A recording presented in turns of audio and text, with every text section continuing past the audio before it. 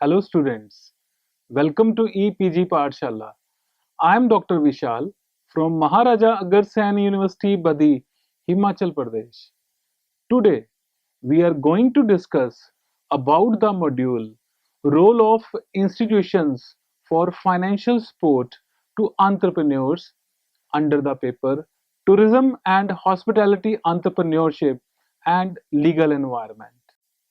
Students, after completing this module, you will be able to understand the need for financial institutional support to entrepreneurs, to know the types of financial institutions providing assistance to entrepreneurs, know the role and functions of various financial institutions at the national and state level, know the role of commercial banks supporting to entrepreneurs, to understand the role of regulatory institutions, and also differentiate between banking and non-banking intermediaries.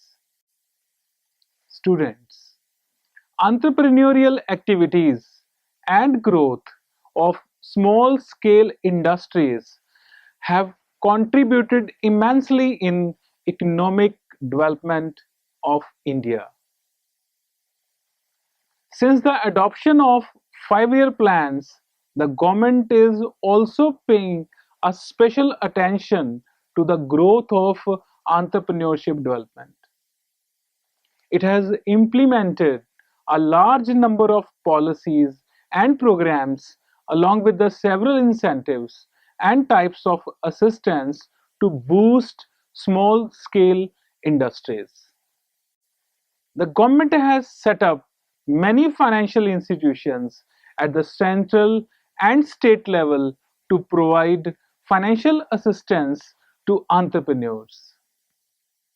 Entrepreneurs require finance for various activities at different phases, starting from consultancy, research, and development till marketing of the product, and also for modernization and expansion of their plant. Financial intermediaries. A financial intermediary is an institution that makes easy the flow of funds between lenders and borrowers indirectly. The lenders give funds to an intermediary institution which is then passed to the debtors in the form of loans or mortgages. Intermediaries are both banking and non-banking intermediaries. Banking intermediaries.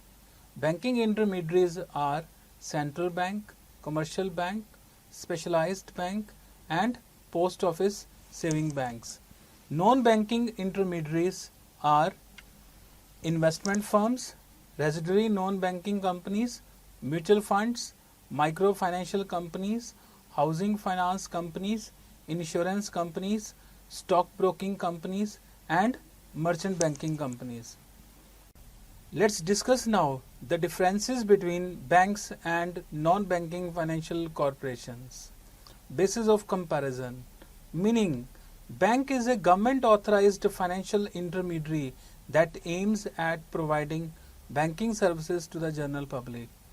Non-banking financial corporations provide banking services without holding a bank license. Incorporation, Banking Companies Regulation Act 1949 in case of banks, whereas in case of non-banking financial corporations, these are incorporated as per Companies Act 1956. Demand deposits are accepted in case of banks, where non-banking financial corporations do not accept demand deposits. Foreign investments allowed up to 74% for private sector banks and allowed up to 100% in case of non-banking financial corporations. Payment and settlement system.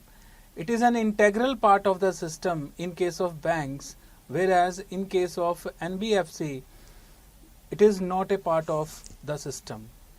Maintenance of reserve ratios. It is compulsory in case of banks. It is not required in case of NBFC. Deposit insurance facility is available in case of banks, whereas it is not available in case of NBFC. Industrial Finance Corporation of India IFCI came into existence in 1948 under an Act of Parliament and was later on transformed into a corporation in 1993. It provides assistance only for pro- productive purpose such as purchase of machinery, building, factory, buying land, new industrial projects, as well as development, diversification, renovation of existing units.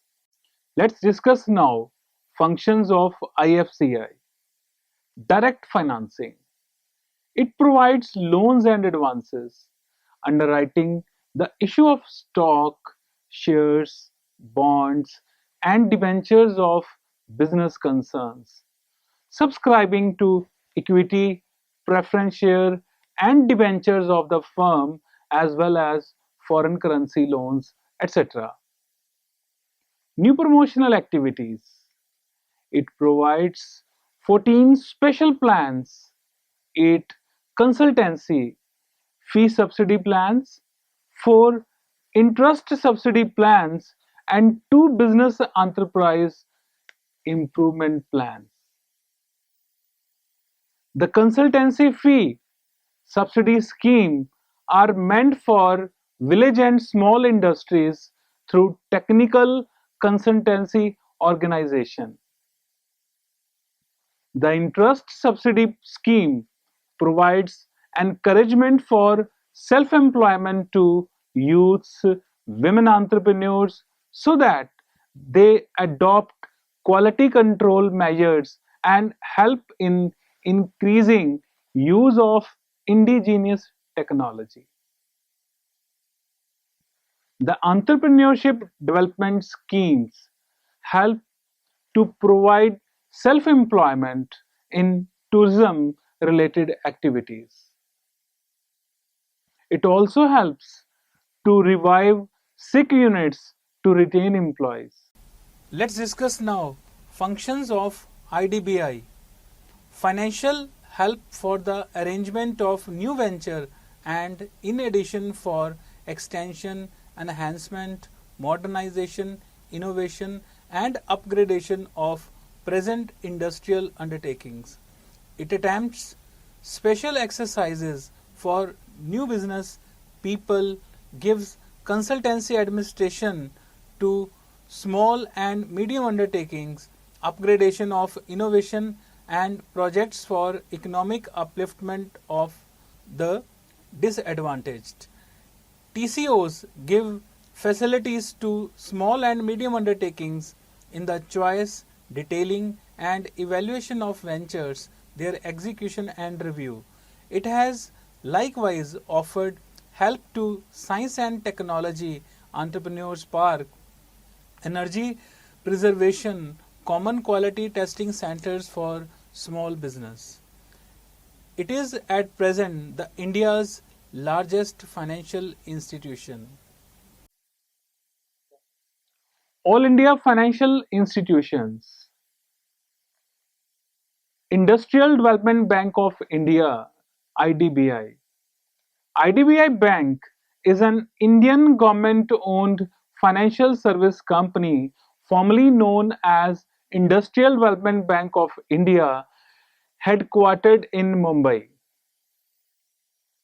It was established in 1964 by an Act of Parliament to provide credit and other financial facilities for the development of the fledgling Indian industry. Central government is the owner of this bank and employees will be called as central government staffs. The Small Industries Development Bank of India, SIDBI. SIDBI A wholly owned subsidiary of the IDBI was established in October 1989 under a special act of Parliament and commenced its operations from 2nd April 1990. The Credit Rating Information Services of India Limited has rated SIDBI with AAA grade for its unsecured bonds. Functions of SIDBI. Indirect assistance is provided to SSIs through a large network of 913 PLIs in the country. Refinance is provided for development, technology upgradation, reconstruction and quality promotion, diversification of existing units and rehabilitation of sick units. Refinance is also given for cyber cafes, nursing homes, industrial infrastructure and to promote hotel and tourism activities to qualified professionals for self-employment. Direct assistance is provided through regional offices across the country. It includes setting up of new SSI units, technology upgradation and diversification, development of markets for SSI sector, discounting of bills of exchange, manufacturing, pre-shipment and post-shipment credit and export bill finance, etc. Foreign currency loans to import equipment, loans to execute export orders, export bills financing in foreign currency. SIDBI's venture capital includes fund for software and IT industry, assistance for innovative indigenous technology and expertise, support services and development services for rural industrialization, technology upgradation, market promotion, dissemination of information, etc. SIDBI Foundation for Microcredit was launched in January 1999 for channelizing funds to the poor.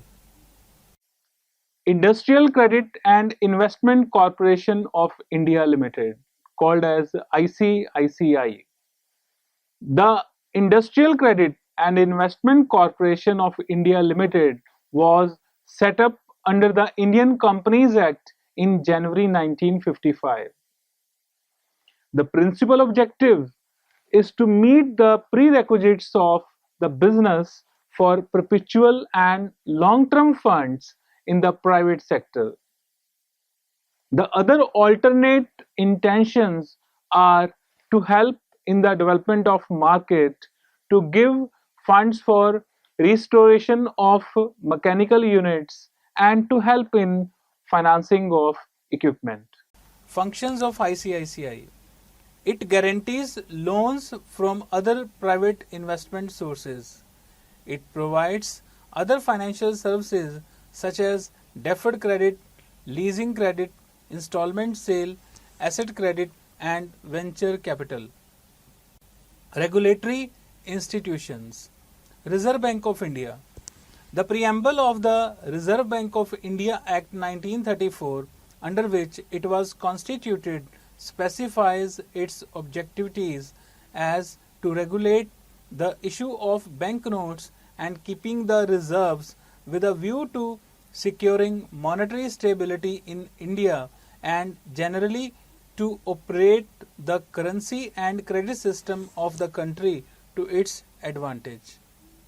Functions of RBI: monetary strategy, supervision and managing of the banking and non-banking financial institutions, including credit information companies, regulation of cash, forex and government securities markets, debt and cash administration for central and state governments, administration of foreign exchange reserves, bankers to the banks, banker to the central and the state governments, currency administration, developmental role. Securities and Exchange Board of India.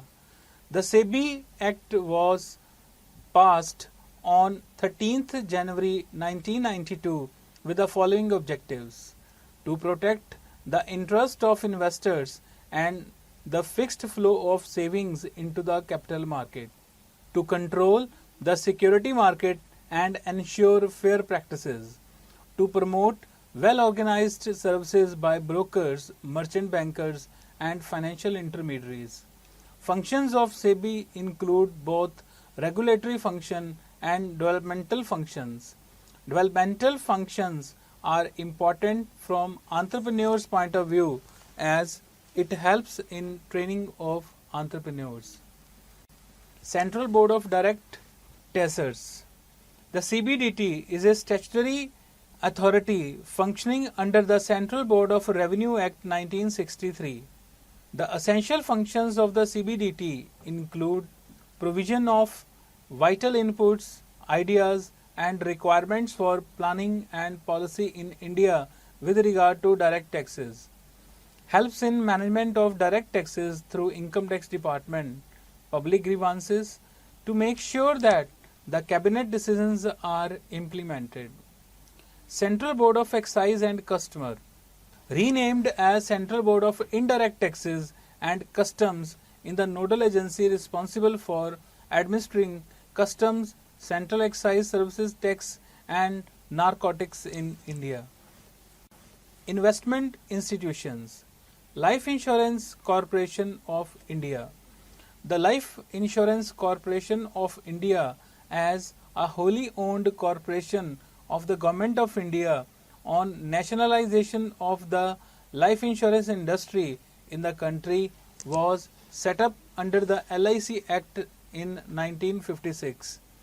LIC operates a variety of social security schemes for individuals and groups across various segments of society. Objectives and functions of LIC.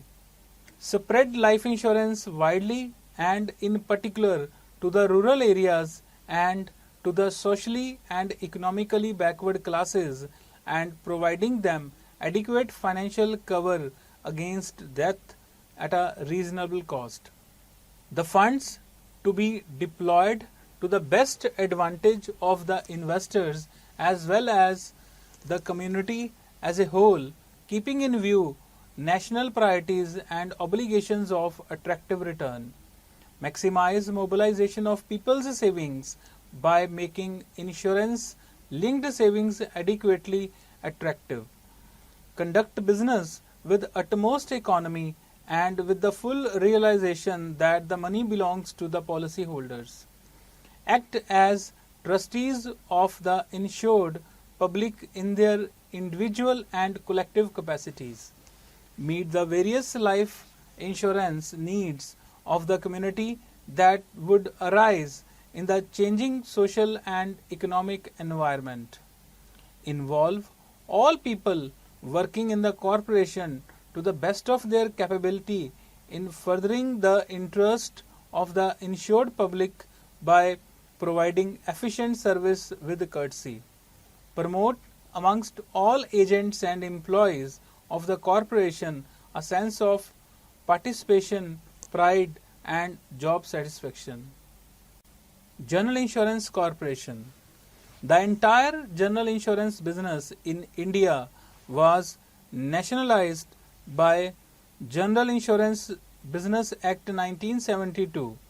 GIC was formed for the purpose of superintending, controlling, and carrying on the business of general insurance. After a process of merger among Indian insurance companies, and 4 companies were left as fully owned subsidiary companies of GIC: National Insurance Company Limited, the New India Assurance Company Limited, the Oriental Insurance Company Limited, and the United India Insurance Company Limited. Unit Trust of India (UTI). The Unit Trust of India was established under an Act of Parliament in 1964. Its subsidiaries include UTI Ventures, UTI Investment Advisory Services Limited, UTI Investment Limited, and UTI Capital. The number of investors on May 2017 is more than 7 lakhs. The main objectives are to encourage and pool the saving funds of the middle and low salary group, to give help to the corporate area by method for term advances and endorsing membership to shares or debentures, to empower unit holders to share the advantages and wealth of the industrialization in the nation. Specialized financial institutions, Export-Import Bank. The Exim Bank was set up on January 1st, 1982 to promote India's foreign trade by providing financial help to exporters and importers. Let's discuss functions of Exim Bank. It provides finance for joint venture in foreign countries. It provides technical and administrative assistance to the parties engaged in export and import business. Dissemination of advisory services and advance information to the foreign governments and banks. The bank offers buyer's credit and lines of credit to the foreign governments and banks. It undertakes merchant banking functions of companies engaged in foreign trade. A cluster of excellence program was introduced to obtain ISO 9000 certification. Three schemes were introduced to promote exports. These are Production Equipment Finance Program, Export Marketing Finance, Export Vendor Development Finance.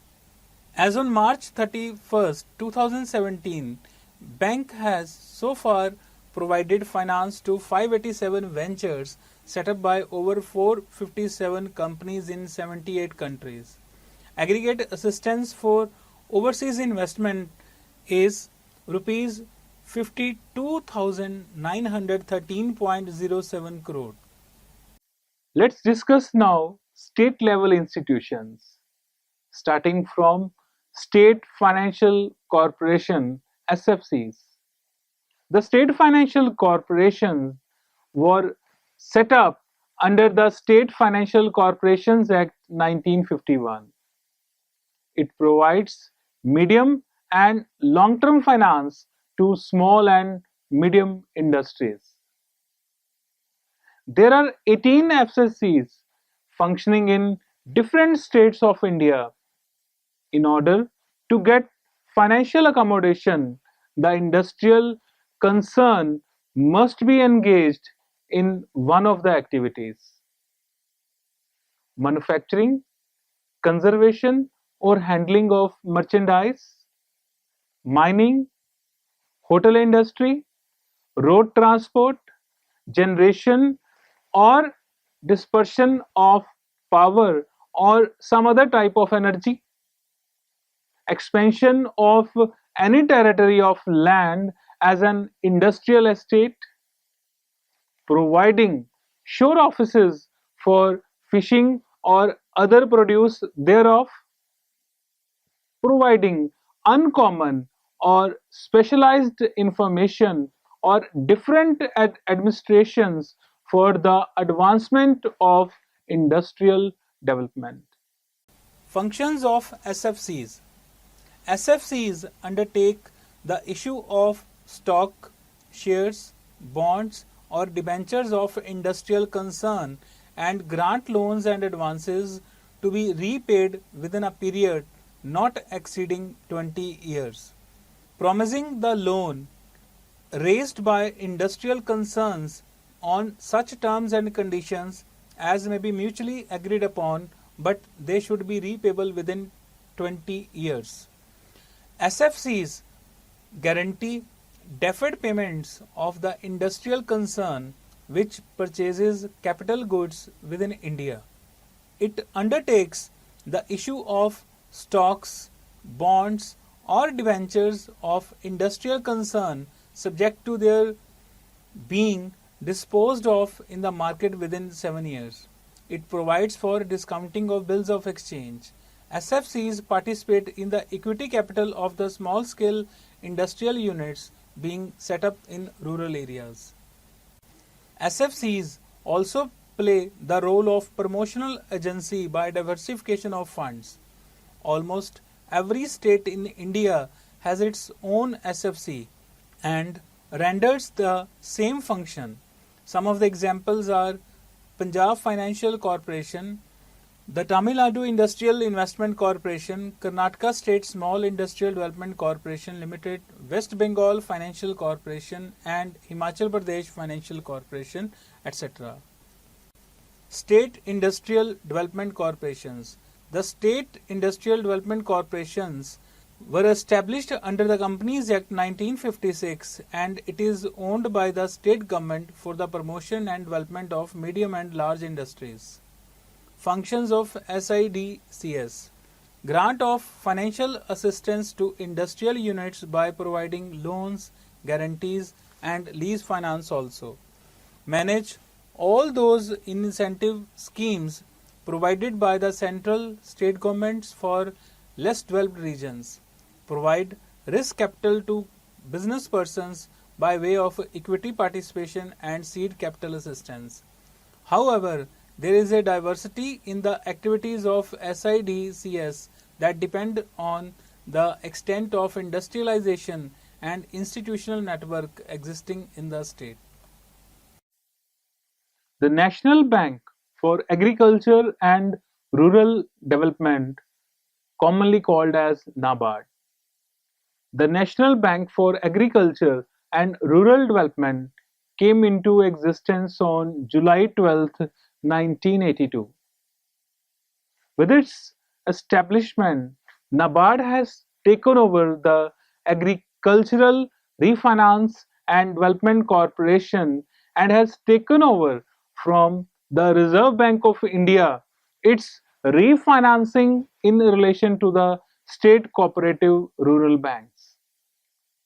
NABARD provides two types of refinance. Number one, to regional rural banks and apex institutions and state government. And number two, the refinance is extended to augment resources for ground level development to rural credit. Schemes offered by NABARD. Microfinance. Assistance to self-help institutions for promoting and linkage of SHGs. Micro Enterprise Development Program to provide support to upgrade skill and business acumen to SHG members for taking up fund increasing activities. Schemes for providing technical support for non-governmental organizations. Incentive for promotion of joint liability groups of SF or MF for tenant farmers and sharecroppers under farm sector. Support under Financial Inclusion Fund to meet developmental and promotional interventions. Rural Entrepreneurship Development Programs for non-farm sector. This include Skill Development Program, Rural Huts, Solar Home Lighting System, Credit-Linked Capital Subsidy Schemes for technological upgradation. NABARD Promotional Fund Scheme for Farm Innovation. Farmers Technology Transfer Fund, Umbrella Program for Natural Resource Management, Tribal Development Fund, Watershed Development Fund, etc. Apart from this, production credit support, rural infrastructure development and village development programs are also running. National Small Industries Corporation Limited. The National Small Industries Corporation Limited was set up in 1955 by the Government of India with a view to supporting, assisting and nurturing the progress of small-scale industries in the country. The figure shows various functions performed by NSIC, which are marketing programs, technology upgradation, government purchase program, software technology parks, working capital, equipment leasing, hire purchase schemes, term loan schemes, etc. Khadi and Village Industries Commission. The Khadi and Village Industries Commission is a statutory body established by an Act of Parliament number 61 of 1956 as amended by Act number 12 of 1987 and Act number 10 of 2006. In April 1957, it took over the work of former All India Khadi and Village Industries Board. The objectives of KYIC are the social objective of providing employment, the economic objective of producing saleable articles, the wider objective of creating self-reliance amongst the poor and building up of a strong rural community spirit. Commercial banks. Commercial bank provides support to entrepreneurs in various activities and in the various form by providing short-term working capital, raw material, goods in process, finished products, bills receivable, book debts, guarantees, security money, medium-term loans, procurement of land, building of factory premises, buying of machinery and equipment, and pre-operative expenses. Commercial banks are the primary channel for working capital requirement all over the country. However, about 40% of the overall lending is compulsory for priority sectors include agriculture, small industries, export, etc. The banks, apart from extending term loans, provide all assistance at the stages of project conception, formulation and implementation. So students, let's now summarize what we have learned in this module.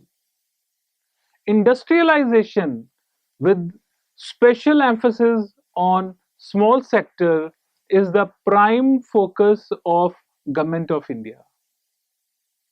It has set up a number of institutions at the all India and state level. These institutions provide not only financial facilities but other types of assistance also, such as obtainability of raw material, marketing of products, preparation of personnel, developing infrastructure, and promoting exports. Commercial banks also play a vital role in developing infrastructure and facilitate financial support for the growth of entrepreneurship. Thank you very much.